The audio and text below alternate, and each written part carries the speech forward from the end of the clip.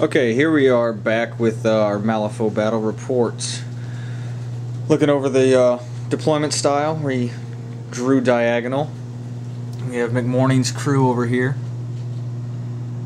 and the Ortega's right over here.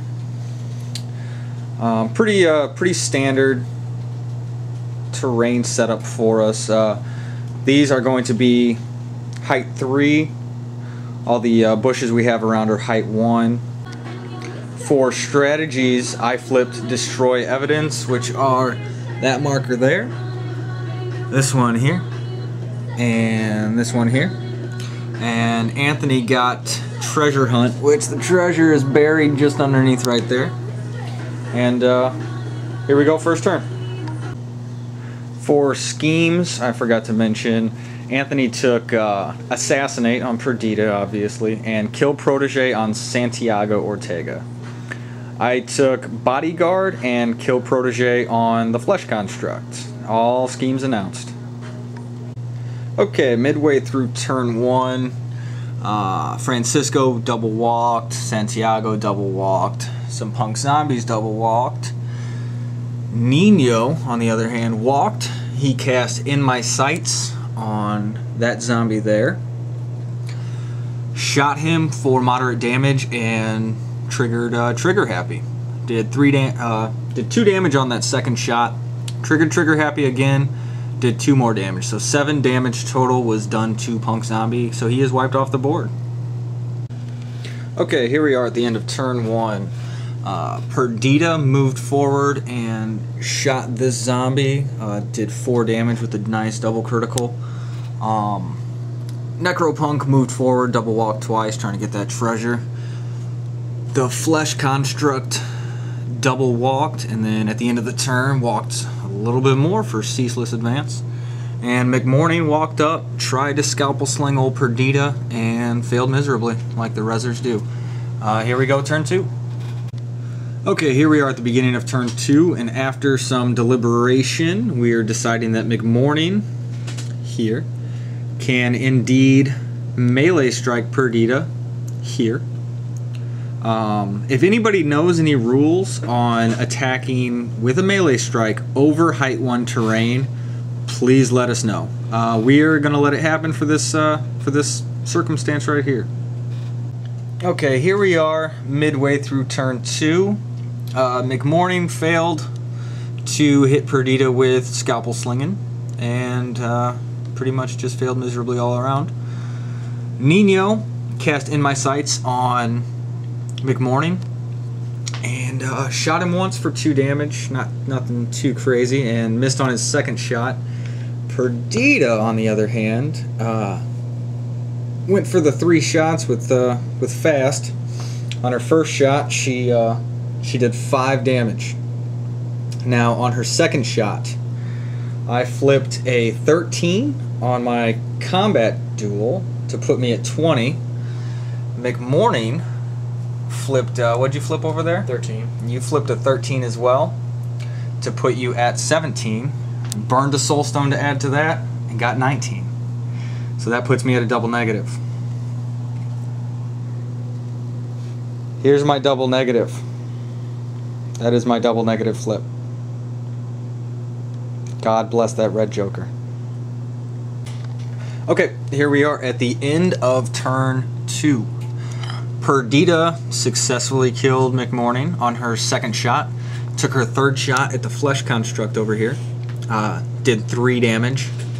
The flesh construct in turn did 4 damage to Santiago, which is the kill protege target. Santiago then tried to walk out of melee range of that bastard and failed twice. Francisco underneath there targeted this necropunk with menace to try to prevent him from getting the treasure. There's the treasure. I suck with the camera, my apologies. The remaining punk zombies just kind of started to fall back a little bit after seeing McMorning get his ass handed to him. Turn 3 coming up. I forgot to mention at the end of turn 2, ceaseless advance from the flesh construct hit Santiago for an additional 2 damage. Now, turn 3 will be coming up. Okay, beginning of turn 3, the Resurrectionist won the initiative flip. Flesh Construct activated first, discarded a card to get rid of slow, and attacked Santiago, dropped him down to 1 wound because of his hard to kill, and then finished him off with some moderate damage. 2 points, Rezzers for kill Protege on Santiago.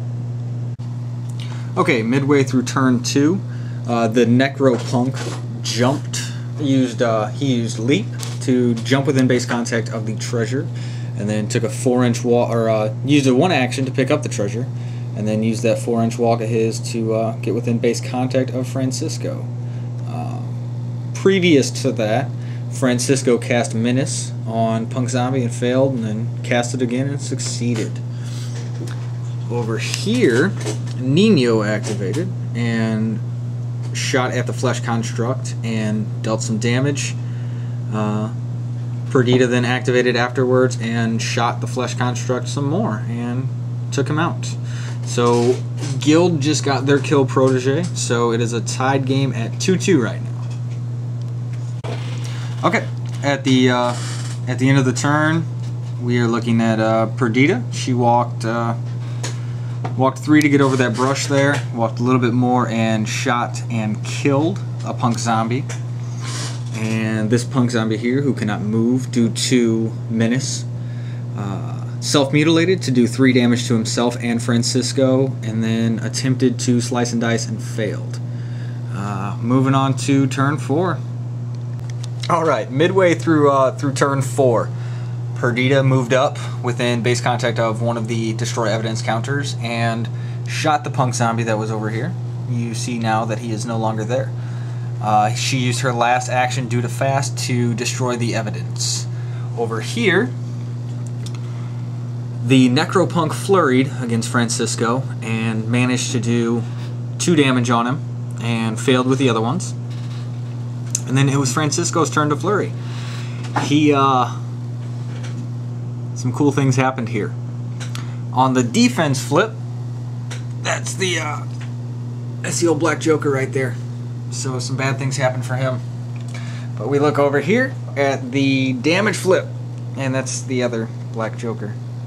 Yep, more attacks. Just a minute. Okay, so here we are, end of the game. Ended on turn 4. Francisco and that Necropunk were over here locked in combat. Nino decided to be ballsy and kill one of them because they only had 1 wound left each. Necropunk, as you can see, was the unlucky victim. Next turn, Francisco walked and destroyed the evidence, and Perdita walked and destroyed the last evidence.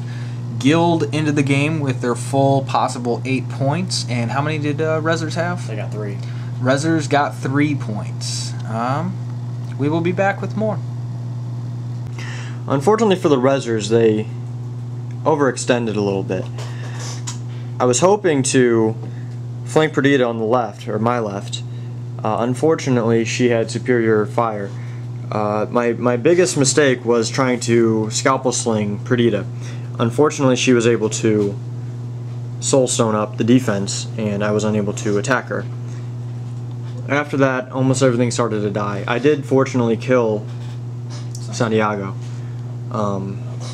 I did manage to get the treasure marker, and I was planning on running back, but Nino decided to snipe me from way over there and foiled my plans. I did get 3 points, but it was not enough. It's a very tragic loss.